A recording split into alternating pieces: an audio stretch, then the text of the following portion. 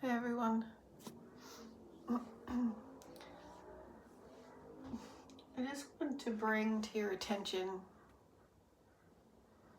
a flow to do with interaction in this world of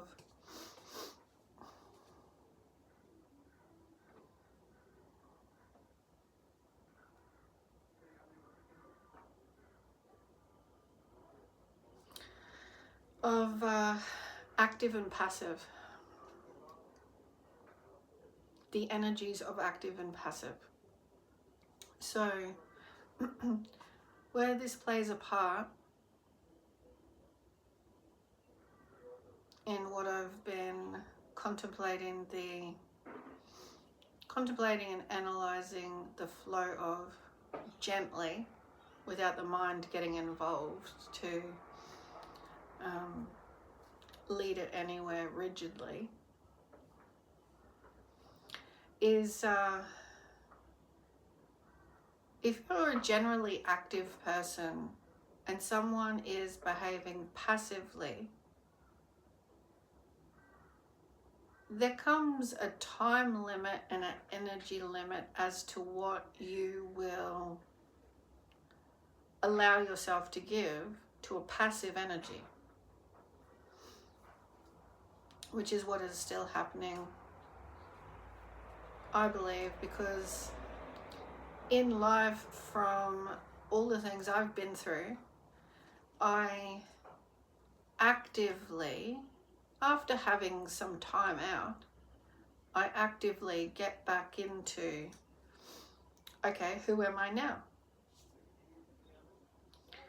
And when someone doesn't have the support system that says, you know, you've gone through something, now get up and keep going. All right, who are you now? Take a little analyzing time of this and branch out, you know, break and create new earth for yourself. When someone isn't used to doing that, they will generally have a passive, heartfelt energy, and that's what I feel I've come up against, because that can harden someone when they don't see that they can branch out. So my point of view is, I can't change who I am. And so when you are passive, it always means you have to find some active. Someone who's active can't give their active energy to someone who dwells in passive. The passive has to open up enough to say, I want to do that. Therein, passive becomes incrementally wanting to be active. And active is normally into something new. And you are going to break ground in, you know, from the solar plexus above the belly button and the sacral chakra. This is like the seeds of soul creation here. You are going to break ground there, and in your foundational energy. So it's the lower half and the upper half relating to our physical form and our consciousness. You're going to break new ground by getting active in something else. That is connecting with life force energy itself, creation of the whole planet you're experiencing yourself in right now. So do yourself a favor and break out of passive into active. Break out of shadow into, I'm going to get active in light in a different way. Okay? Don't fear the light. And we have to discover that for ourselves. I mean, I can share times in my life where there was dark patches where I thought I would find light in relationship or taking time out in healing. But when it came down to it, I had to use my mind wisely. and not give in to what I was feeling, but yet remember a time of joy that happened naturally, right? Because the natural is key to light. So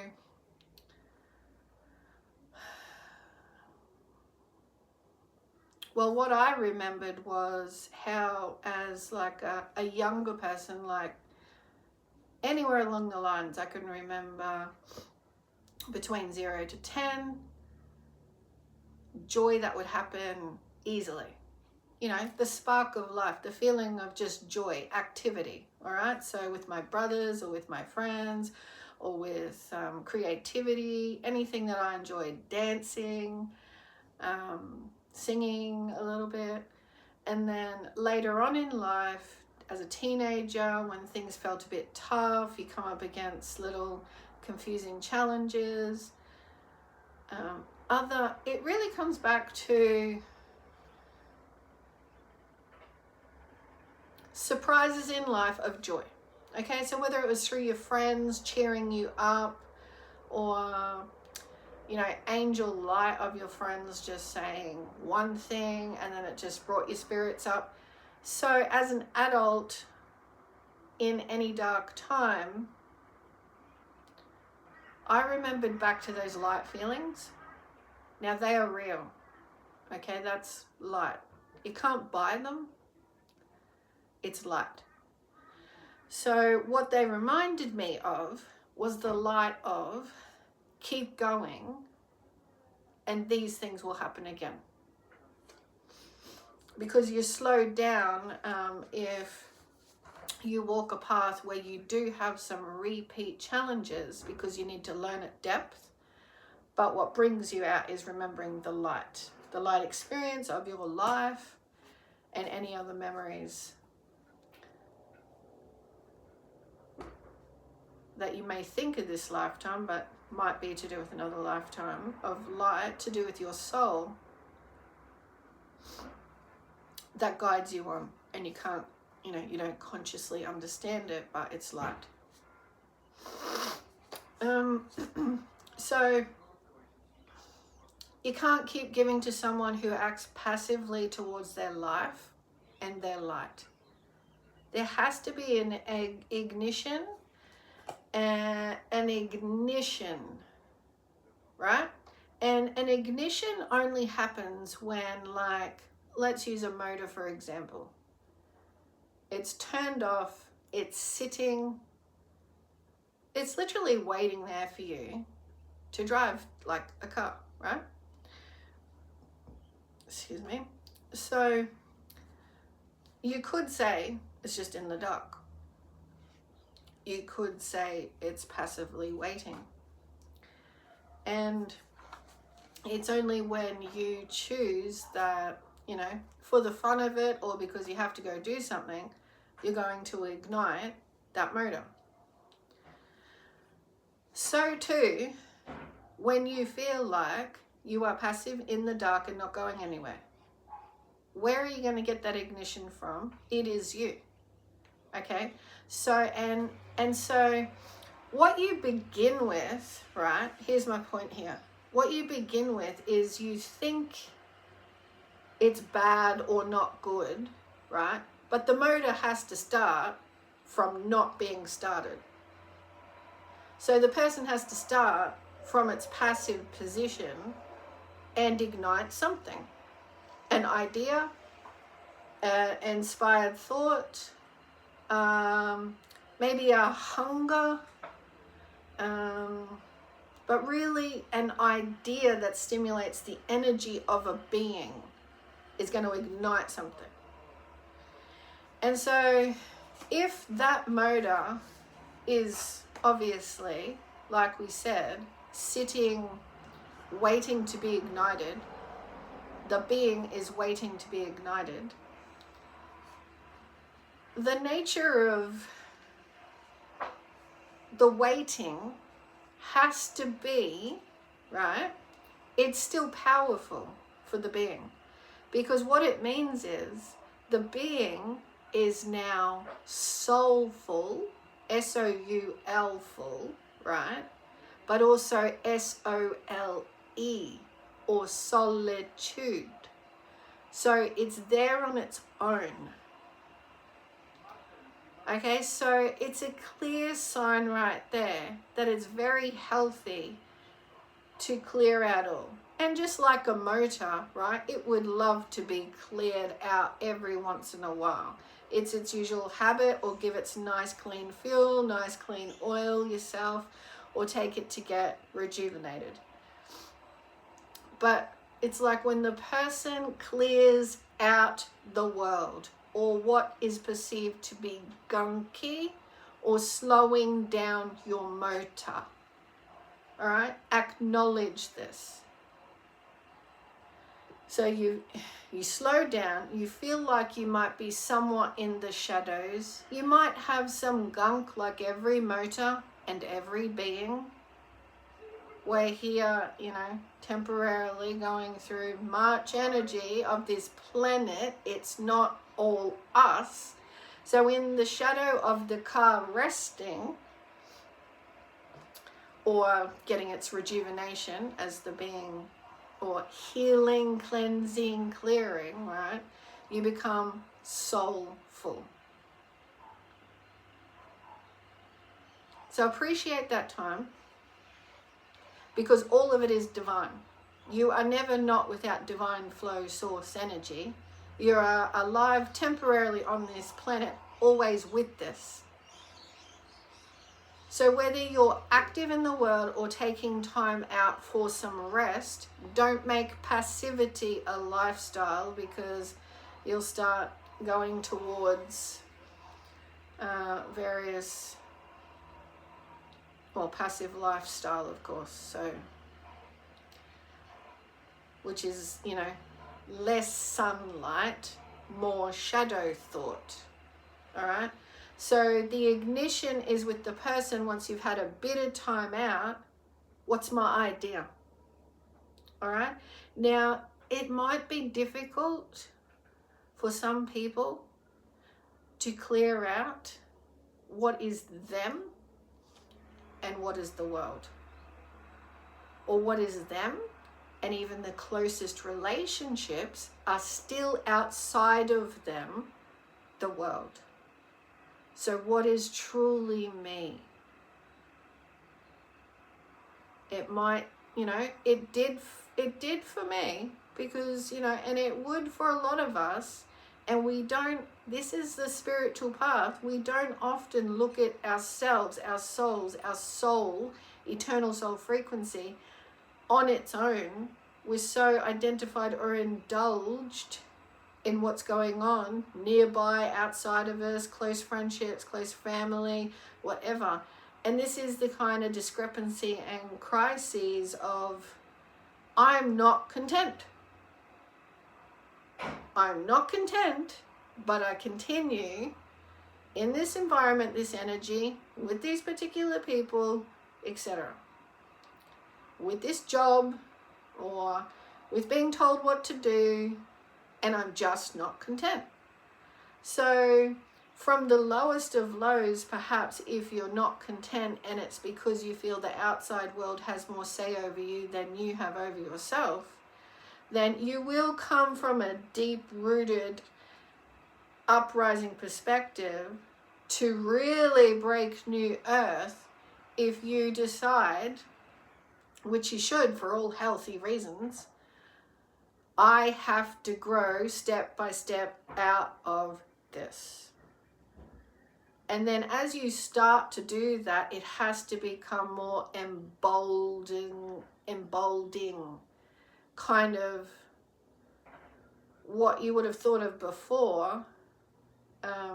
It's more miraculous decisions. It's like, I can do this. I can free the chains. I can free myself. You know? We might have felt that a little bit in our lives, but a lot of the time we don't want to confront that kind of emboldenment. We just feel too out there on a ledge or an edge. Okay? But that's where I have learned, and as a soul am here now, take a look at that picture.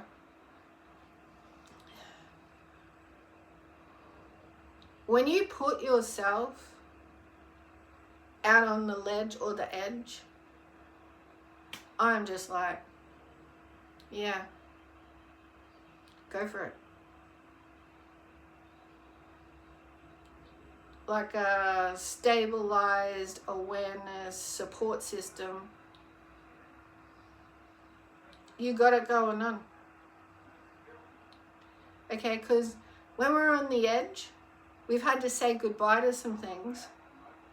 We've had to trust ourselves. We have to keep that trust going. It has to be an in-out breath of, I can do this. And also,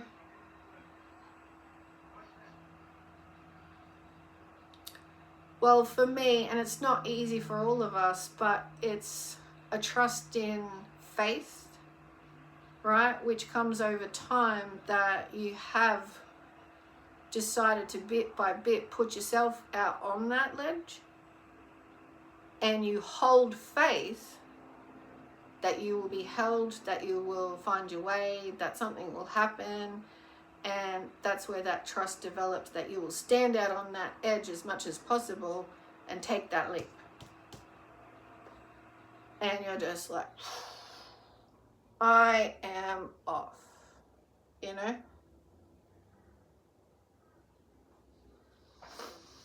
And you are. Heart, mind, body, and soul.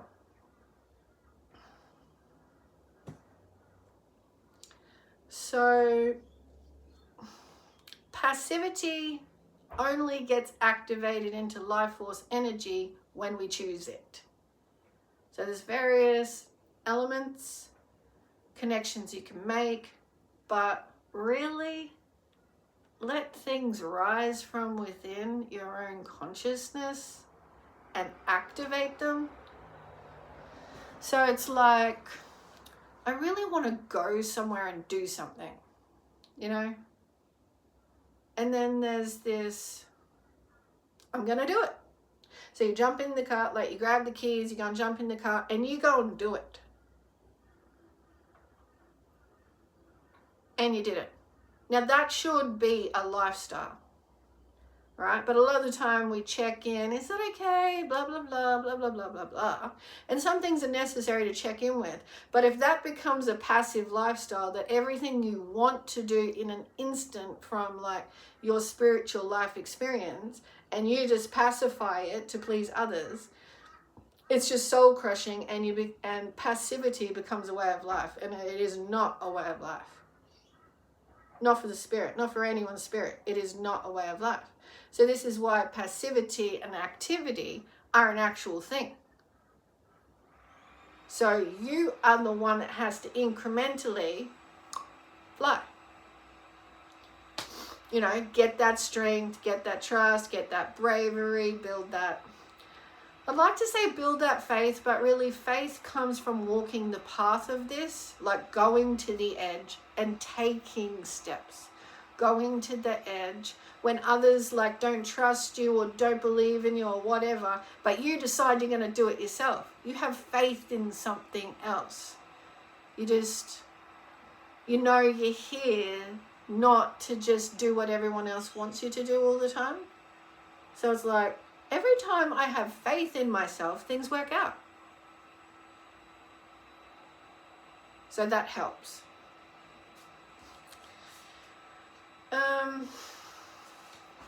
I was going to pull a card for this, but I don't think I need to. I think everything's been said. But, you know, in opening the deck right now, just holding on to the animal deck, I've got one of the cards up here, Groundhog Spirit. Time to let go. Awesome. Well, now we've got the Butterfly Spirit. Transformation is beautiful. Number 11. So I've been getting butterflies come up a lot lately because we are in a global transformation. So any steps we can take to leap in activity and trust that that's what we want, transformation is. obviously, beauty. Yeah. I mean, seriously, it just is.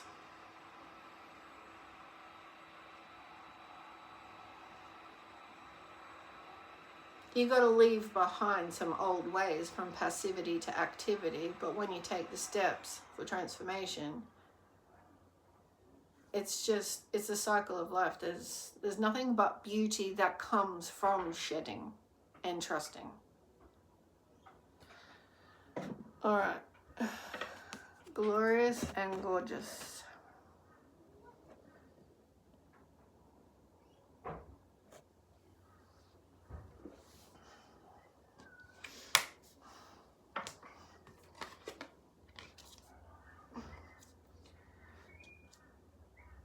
And I think I'll be back sometime soon because I don't feel like doing it now. I've had a little bit of wine to drink. But I want to share a training transformation to do with the cocoon and butterfly that I went through in spirit to help my soul's journey. And I believe we can all relate to it. But there'll just be some hints and tips along the way to hold space for more of it. So I believe this card is a sign for me to share that soon. Probably somewhat like a meditation with a little crystal bowls in the background. So get ready to embrace that if you see I've posted the butterfly transformative metamorphosis of our being. Okay. God bless everyone. Thanks for listening. Bye.